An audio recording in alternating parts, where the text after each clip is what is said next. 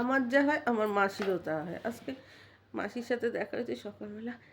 শোনা দাঁতের ব্যথায় পাচ্ছি না, শোনা গলা ব্যথা, কাশি। আমি বললাম কি শিগগির সিরাপ খাও, এই কাশি ধরে রেখো না, বোধহয় সাইরা যাবে, বোধহয় সাইরা যাবে। ওষুধ না খেয়ে দেখি, ওষুধ খেলেই তো ওষুধ খাওয়া পরে, ওষুধ খাওয়াগুলো কি খাওয়া ভালো?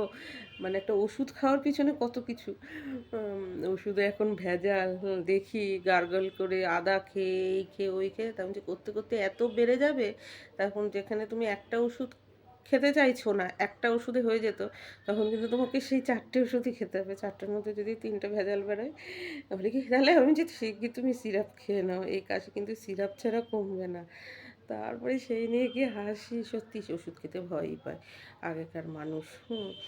এখন ওষুধ খেতে ভয় পায়, যা খবর শোনে তারা, তবুও তো তাদের বলে তো যে তবুও তো আমরা ফ্যান খাই আর শাক পাতা খেয়ে বড় হয়ে থাকি, খুদ গুঁড়ো, তবুও সেটা তো নির্ভেজাল ছিল। তোরা তো ছোটোর থেকে সে বাইরে থেকে কেনা দামি খাবার বল বা বাড়িতে মা বাবা গুছিয়ে বেছে বুছেই দেওয়া বল, জিনিসটা রসদটাই তো তোদের ভেজাল, তবুও তো তোরা করিস। সবসময় বলে, জানো তো, খুব অ্যাপ্রিসিয়েট করে মাসি, এই জিনিসটা খুব ভালো মাসির।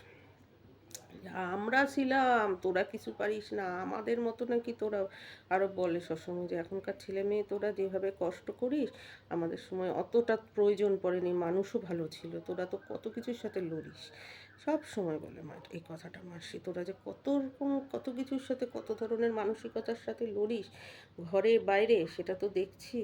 হ্যাঁ, তারপরে নেই কাজ বাজ কত কিছুর সাথে, মানে সব কিছুতে খারাপ জিনিসটা, এটাই তো যোগ্যতা অর্জন করেও নিজের ইচ্ছা মতো যেটা নিজের ভালো লাগে, জব স্যাটিসফ্যাকশান, সেই স্যাটিসফ্যাক্টরি জবটা নেই তোদের। হ্যাঁ, মানে যা কাজ দেবো সেটাই কর।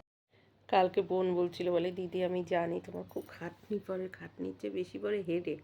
মানে বাইরে গেলে তো আসলে তুমি একরকমভাবে মানে জিনিস পেয়ে অভ্যস্ত হয়েছো, এখানে হচ্ছে তোমার ইসে করে চলতে হয়, এটা এদিকে না এদিকে না ওটা ওদিকে, মানে গ্রাম্য সমাজ যেমন, মানে অত্যধিক খাটনি, মানে খাজনার চেয়ে বাজনা বেশি, মানে অনেক বাজনা বাজিয়ে এইটুকুনি খাজনা, আর সব তো ছিলে না না, তোমার অযথা এনার্জিটা লস হয়। আমি যে হ্যাঁ তা ঠিক, তবে আমাদের বাড়িতে সেটা কম, মানে চাহিদাটা কম। যদি এই হতো এটা খেতে হবে, ওটা পড়তে হবে, ওটা নিতে হবে, তাহলে অনেকটাই ঘোরাঘুরি পড়তো বেশি, সেটা হয় না। একদিকে ভালো, মা শুধু ছিমছাম জিনিসেই চলে, মানে হাতের কাছে যা পেয়েছি সেটাইতেই।